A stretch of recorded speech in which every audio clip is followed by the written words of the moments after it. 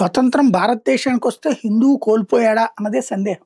ఎందుకంటే స్వతంత్రం రాగానే ఊచకోత కోసినటువంటి పాకిస్తాన్ వాళ్ళని మాట్లాడడం మానేసి, అక్కడి నుంచి బతుకు తెరువు కోసం ఇండియాలోకొచ్చినటువంటి వాళ్ళు మసీదుల్లో ఉంటే వాళ్ళందరూ బయటకొచ్చేదాకా ఆమరణ నిరాహారదీక్ష చేస్తానని ప్రకటించినటువంటి మహాత్ముడని చెప్పుకునేందుకోసం తప్పించినటువంటి గాంధీని చూసాం.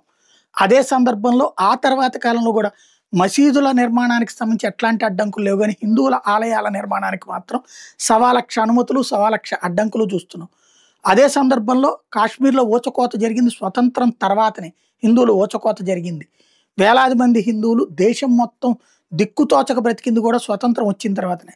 దరిద్రం ఏంటంటే కాంగ్రెస్ జట్టు కట్టిన పార్టీలు అధికారంలో ఉన్నప్పుడు హిందువు తన స్వతంత్రాన్ని కోల్పోతున్నాడు.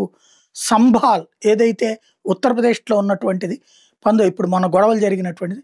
అప్పట్లో 60% మంది హిందువులు ఉండేవాళ్ళు స్వతంత్రం వచ్చినప్పుడు. 40% మంది ముస్లింలు ఉండేవాళ్ళు. అలాగే దాదాపుగా 190కి పైగా దేవాలయాలుండేయి. 3కి పైగా మసీదులుండేయి. ఇప్పుడు పరిస్థితి రివర్స్ అయిపోయింది. 100కి పైగా మసీదులున్నాయి. ఆలయాల్ని కూడా క్లోజ్ చేసేసి మసీదులు కట్టేశారు. అదే సందర్భంలో హిందువుల సంఖ్య కేవలం 15% చేరింది. ఆ మధ్యన 10% చేరింది కాస్త యోగి ఆదిత్యనాథ్ తీసుకున్న చర్యల కారణంగా ఇప్పుడు ఒక 5% మంది సొంత ఊరికి, సొంత స్థలాల దగ్గరకొచ్చారు. ఎవరైతే ఆ స్థలాలను ఆక్రమించుకున్నారో వాళ్ళ చేత ఖాళీ చేయించి ఒరిజినల్ హక్కుదారులకి ఇచ్చుకొచ్చింది ప్రభుత్వం. వాళ్ళందరూ ఇప్పుడు ఏమంటున్నారు? యోగి ఉన్నంత వరకు మన ప్రాణాలకి భద్రత ఉంది. తర్వాతేంటి?